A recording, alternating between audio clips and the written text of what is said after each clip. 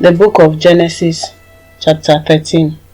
So Abram left Egypt and traveled north into the Negev, along with his wife and Lot and all that they owned. Abram was very rich in livestock, silver, and gold. From the Negev, they continued traveling by stages toward Bethel, and they pitched their tents between Bethel and Ai, where they had camped before. This was the same place where Abraham had built the altar, and there he worshipped the Lord again. Lot, who was traveling with Abram, had also become very wealthy with flocks of sheep and goats, herds of cattle, and many tents. But the land could not support both Abram and Lot with all their flocks and herds living so close together. So disputes broke out between the herdsmen of Abram and Lot. At that time, the Canaanites and the Perizzites were also living in the land. Finally, Abram said to Lot, "Let's not allow this conflict to come between us or our herdsmen. After all, we are close relatives. The whole countryside is open to you. Take your choice of any section of the land you want, and we will separate. If you want the land to the left, then I'll take the land on the right. If you prefer the land on the right, then I'll go to the left." Lot took a long look at the fertile plains of the Jordan Valley in the direction of Zoar. The whole area was well watered everywhere, like the garden of the Lord or the beautiful land of Egypt. This was before the Lord destroyed Sodom and Gomorrah. Lot chose for himself the whole Jordan Valley to the east of them. He went there with his flocks and servants and parted company with his uncle Abram. So Abram settled in the land of Canaan, and Lot moved his tents to a place near Sodom and settled among the cities of the plain. But the people of this area were extremely wicked and constantly sinned against the Lord. After Lot had gone, the Lord said to Abram, "Look as far as you can see in every direction, north and south, east and west. I am giving all this land as far as you can see to you and your descendants as a permanent possession, and I will give you so many descendants that, like the dust of the earth, they cannot be counted. Go and walk through the land in every direction, for I am giving it to you." So Abram moved his camp to Hebron and settled near the oak grove belonging to Mamre. There he built another altar to the Lord. Chapter 14. About this time, war broke out in the region.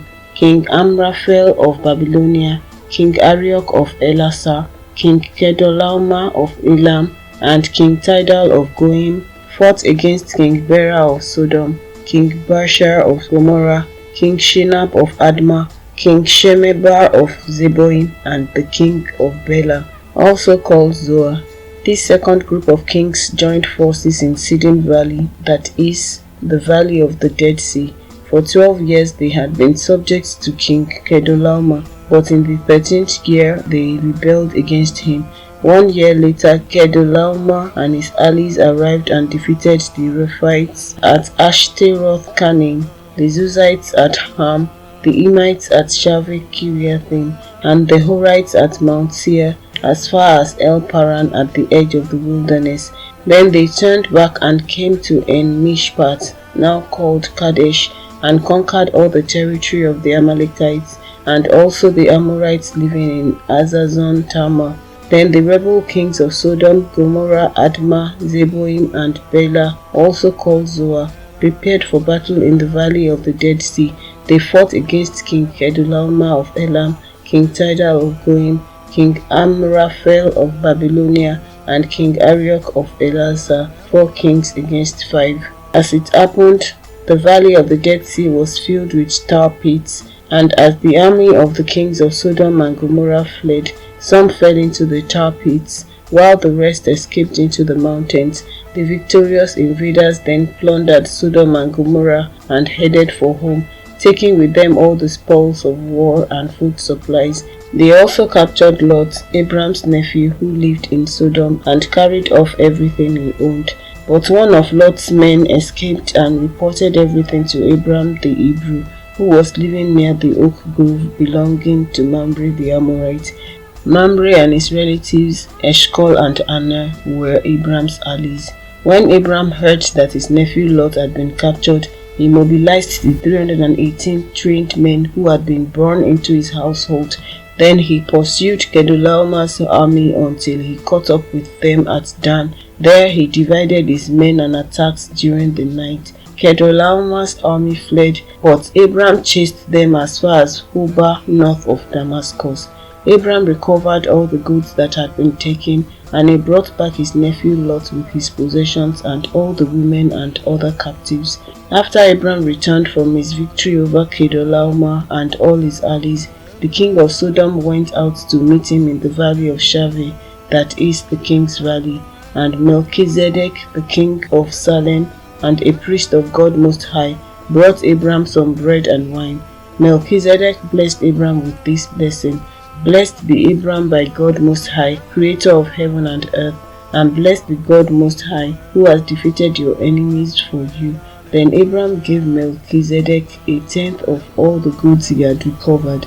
The king of Sodom said to Abram, Give back my people who were captured, but you may keep for yourself all the goods you have recovered. Abram replied to the king of Sodom, I solemnly swear to the Lord God Most High, creator of heaven and earth, that I will not take so much as a single thread or sandal thong from what belongs to you. Otherwise you might say, I am the one who made Abram rich. I will accept only what my young warriors have already eaten. And I request that you give a fair share of the goods to my allies, Aner, Eshcol, and Mamre. Chapter 15. Sometime later, the Lord spoke to Abram in a vision and said to him, Do not be afraid, Abram, for I will protect you and your reward will be great. But Abram replied, O sovereign Lord, what good are all your blessings when I don't even have a son, since you've given me no children? Eliezer of Damascus, a servant in my household, will inherit all my wealth. You have given me no descendants of my own, so one of my servants will be my heir.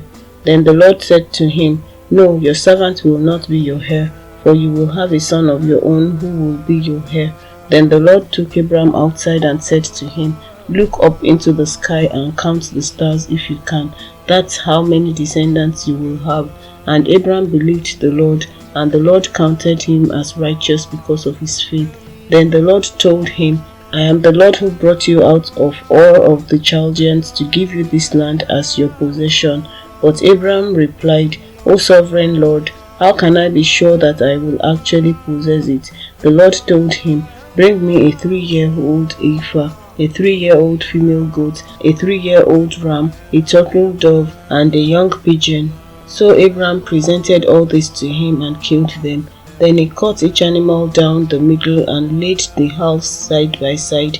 He did not, however, cut the birds in half. Some vultures swooped down to eat the carcasses, but Abram chased them away. As the sun was going down, Abram fell into a deep sleep, and a terrifying darkness came over him. Then the Lord said to Abram, You can be sure that your descendants will be strangers in a foreign land where they will be oppressed as slaves for 400 years. But I will punish the nation that enslaves them, and in the end they will come away with great wealth.